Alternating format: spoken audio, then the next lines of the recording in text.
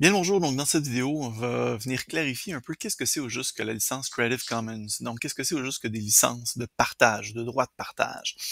Alors, si on va sur le site de l'organisme Creative Commons, donc creativecommons.org, vous avez accès à tout le contenu explicatif de l'organisation comme telle et qu'est-ce que ça représente au juste que cette grande licence dite internationale, finalement. Donc, et quels sont les principes du partage.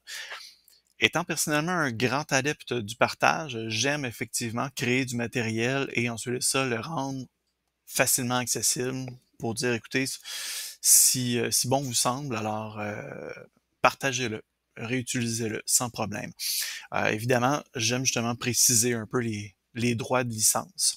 Alors, ce que je vous propose, si vous souhaitez donc rendre accessible votre matériel de manière quand même licenciée, prenez le temps d'aller tout simplement sur Share Your Work, donc pour bien comprendre un petit peu comment choisir votre type de licence, etc. Donc, étape par étape, donc vraiment pour bien comprendre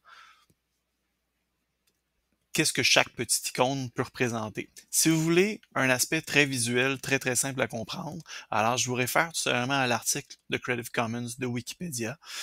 Et là, vous aurez tout simplement une synthèse qui est très visuellement très efficace et donc c'est très concret. Donc, entre autres, le droit d'attribution, le droit non commercial, donc le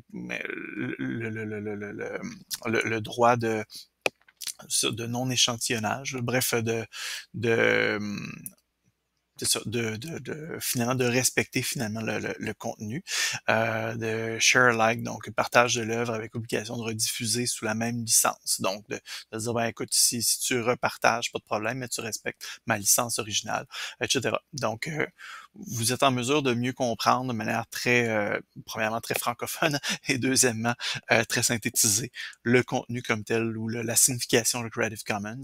Et par la suite, ben, vous serez en mesure donc de voir comment, comment préciser tout simplement euh, les différents critères voilà, de votre partage.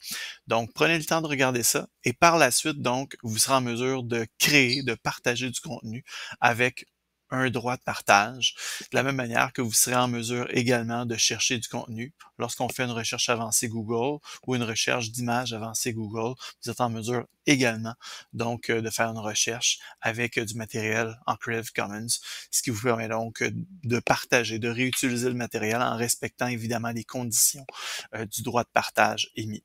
Alors voilà, si vous avez des questions, n'hésitez pas. Merci beaucoup, une bonne journée.